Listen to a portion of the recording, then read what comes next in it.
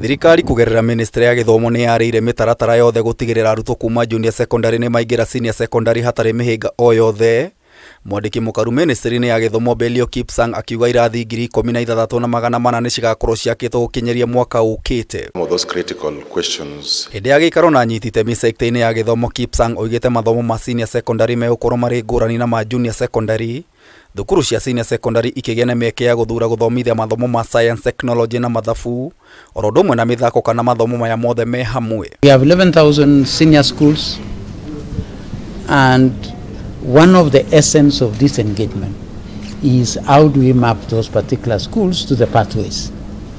Essentially, as we know, is that we shall have 3 pathways. We shall have STEM, we shall have humanities and social sciences, we shall have creatives and sports. As teachers, we are aware that if now we have a learning area called creative arts, and you have books out there in sports and physical education, you have books out there in performing arts, you have books out there on visual arts, we can draw content from those books to facilitate the creative arts learning area based on the curriculum design. KIPSANG oigĩte gĩcunjĩ kĩnene gĩa thukuru cia national igũkorwo igĩthomithia mathomo ma science, technology, engineering na mathabu. Quite a number of our schools is only to now guide them properly into knowing that sports is not generally the sports that we look at.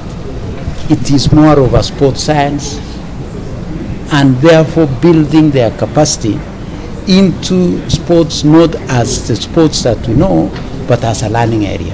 Thukuru ingĩ cia senior secondary irĩ koragwo na wĩyathi wa gũthomithia mĩthako ĩtiganĩte ta mahenya, mũbira, mĩthako ya ngerekano na ũcori, kũrĩa mũrutwo arĩthomaga mathomo mũgwanja tu. If you go to St. Patrick's Iten, some of our top-notch athletes have been there for purposes of preparation.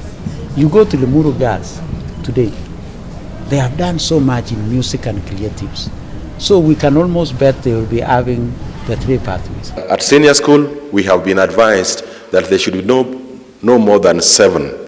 And that's the work we have called you here to do today. Out of those 7, which learning areas should be core?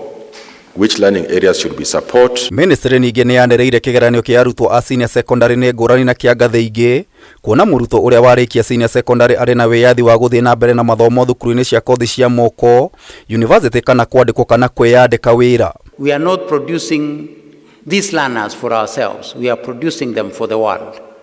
And therefore, the certification should be such that it meets the global standards.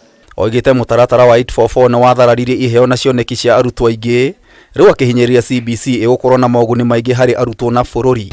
Junior school will be domiciled in our current primary schools. The definition of junior school is grade 7, grade 8 and grade 9. We are not about to change that because we don't even have any way, a window to change it. Kameme TV gĩkũhe ũhoro gĩtaũ, Gĩtaũ wa Wanjikũ.